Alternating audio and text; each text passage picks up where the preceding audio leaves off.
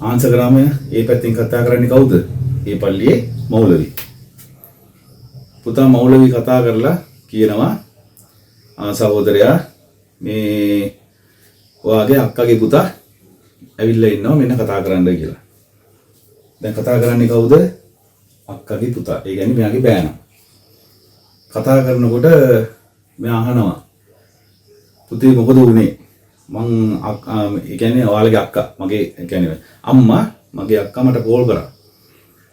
ඒ call කරන අවස්ථාවේ phone එක තිබ්බේ පුතේ මගේ අතේ. ඒ මගේ හිතේ තිබ්බ කෝපය, වෛරය අර අපි කියන්නේ ඊගෝ කියලා. ඔයාද මමද? මම උඹත් එක්ක කතා කරනවද? උඹ මාත් එක්ක කතා කරනවද? අර එහෙම ඊගෝ එකක් තියෙනවනේ. ඒ ඊගෝ එක නිසා තමයි මෙයා කතා කරේ නැත්තේ. දැන් මෙයා කියනවා පුතේ අම්මා කෝල් කරද්දිත් ෆෝන් එක තිබ්බේ මගේ අතේ. මම ෆෝන් එක ආන්සර් කරේ නැහැ. මම ඊට පස්සේ 88 වතාවක් ගත්තා. ෆෝන් එක වැඩ කරේ නැහැ. මොකද වුනේ? දැන් බලන්න පුතා මෙතන තමයි සිද්ධිය.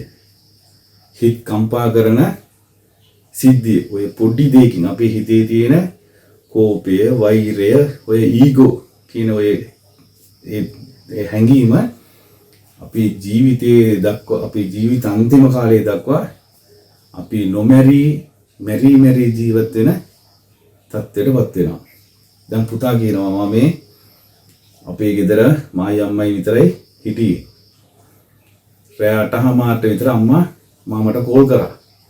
ඒ කෝල් කරනකොට ඒ කෝල් කරන අවස්ථාවේ මා මේ අපේ ගෙදර යට තට්ටුව සම්පූර්ණයෙන්ම වතුරෙන් යට වුණා. අපිට එළියට යන්න බෑ. දොරවල් වහලා ගේට්ටු වහලා ඔක්කොම ලොක් කරලා අපේ යට තට්ටුවේ සම්පූර්ණම වතුරෙන් යට වෙලා. එතකොට තමයි අම්මා මාමට කෝල් කරේ මාමාගෙන් සමාව ඉල්ලන්න. මාමා ඒ වෙලාවේ ෆෝන් එක ආන්සර් කරේ නෑ මාමි. පළවෙනි තට්ටුව යට වුණා. දෙවෙනි තට්ටුවටත් වතුර එන්න පටන් ගත්තා මාමි. ඒ වෙලාවේ අම්මා මට කිව්වා පුතේ මම මාමට කෝල් කරා. මාමා ෆෝන් එක ආන්සර් කරේ නෑ. මම මාමට කෝල් කරේ මාමගෙන් සමාව ඉල්ලන්න. දැක්කද පුතා?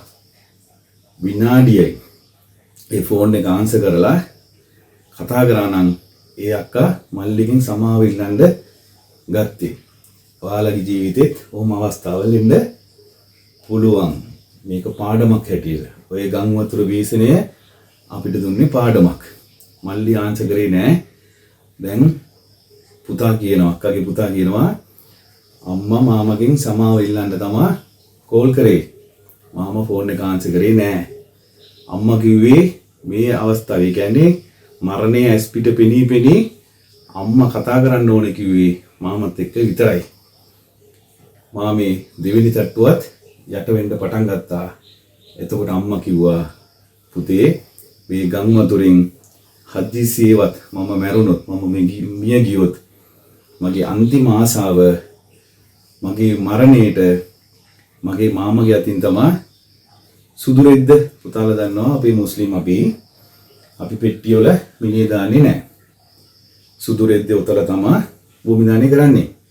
ඒ අන්තිම අපි ඇඟ වහන ඒ වස්ත්‍රයේ තියෙනවනේ ඒ සුදු රෙද්ද ඒ අක්කා කියනවා පුතේ මගේ මරණය වහන අන්තිමේ සුදු රෙද්ද තියෙනවනේ ඒ සුදු රෙද්ද මාමා ගැතින් මට දාන්න කියන්න.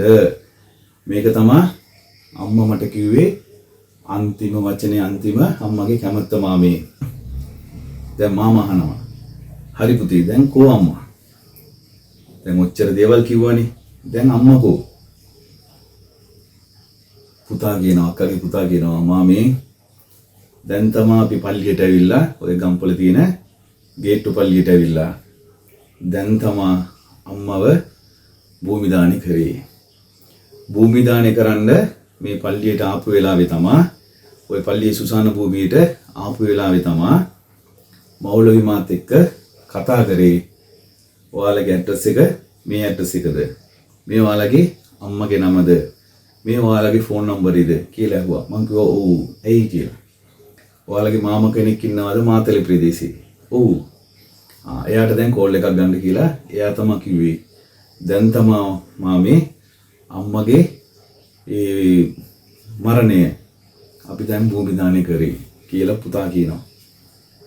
කරන්නේ ෆෝන් එකේ මෙහා පැත්තේ ඉඳගෙන අඬනවා. කතා කරන්න බෑ. මෙයාට එච්චරට දුකක් ඇති වෙනවා. අනේ මං මගේ අක්කගේ ෆෝන් එක ආන්සර් කරන්න. අක්කා මාත් එක්ක මොනවා හරි කතා කරන්න ඇති. සමහර විට මගේ අක්කව මට බේරගන්න බැරි වෙයි.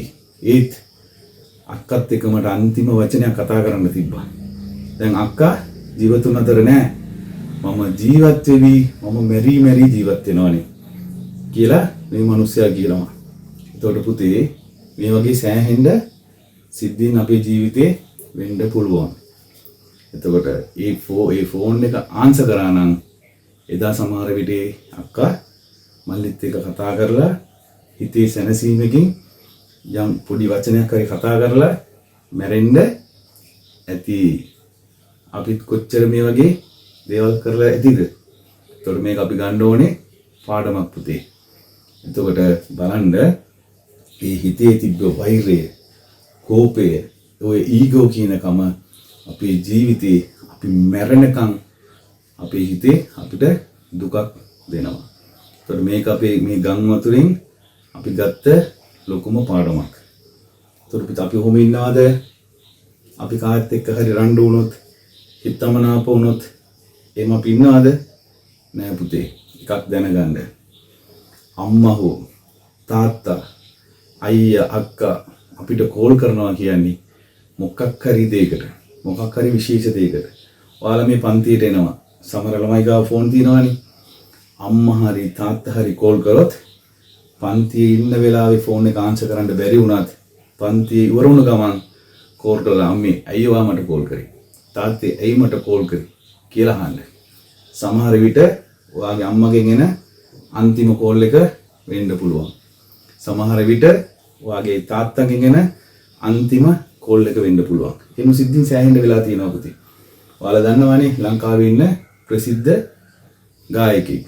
බාතිය BNS එකේ ඉන්න එක්කෙනෙක් දෙන්නගෙන් එක්කෙනෙක්. එයා එක සමූහ සාකච්ඡාවක කියනවා. එයාගේ තාත්තා රණවිරුවෙක්. එයා රෙකෝඩින් එක හරි මොකක හරි ඉන්නකොට එයාට එයාගේ තාත්තගෙන් කෝල් එකක් එනවා. එයා ඒ වෙලාවේ ඒ ෆෝන් එක ඒ කෝල් එක ආන්සර් කරේ නැහැ. එයාගේ රෙකෝඩින් එක හරි එයා ඒ වෙලාවේ හිටපු රාජකාරිය වැඩි ඉවර කරලා තාත්තට කෝල් කරනවා. තාත්තගේ ෆෝන් එක ආන්සර් නැහැ. මොකද වෙලා තියෙන්නේ? ඒ විනාඩි ගානකින් රණවිරුවෙක්නේ ජීවිතේ කොයි මොහොතකද කියලා කියන්න බෑ. තාත්තා ජීවිතයෙන් සමූහ අරගෙන. බාතියගේ කටින්ම එක සමූහ සාකච්ඡාවක කියන එක මම අහලා තියෙනවා. එතකොට පුතේ ඔයාලට ඔය දේ අනාගතයේදී වෙන්න පුළුවන්. ඊට අපි සමාජ ජීවත් වෙනකොට ඔය කෝපේ වෛරේ නැතුව හැම මිනිසෙක්ම කාව වුණත් අපිට වඩා පොඩි කෙනෙක් වුණත් අපිට වඩා ලොකු කෙනෙක් වුණත් අම්මා තාත්තා වුණත් සහෝදරයෝ වුණත් කාව වුණත් සමාව දෙන්න ඕනේ. සමාව දෙන එක කාගේ පුරුද්දක්ද? අන්න හරි. මිනිසෙක්ට සමාව දීලා අපි ජීවත් වෙන්න පුරුදු වෙන්න ඕනේ. මම මේ කියපු මේ ඇත්ත සිදුවීම. මේ ඇත්ත සිදුවීමෙන් ඔයාලට ගන්න පුළුවන් පාඩමක් තියනවද නැද්ද පුතේ? තියනව නේද? අන්න හරි.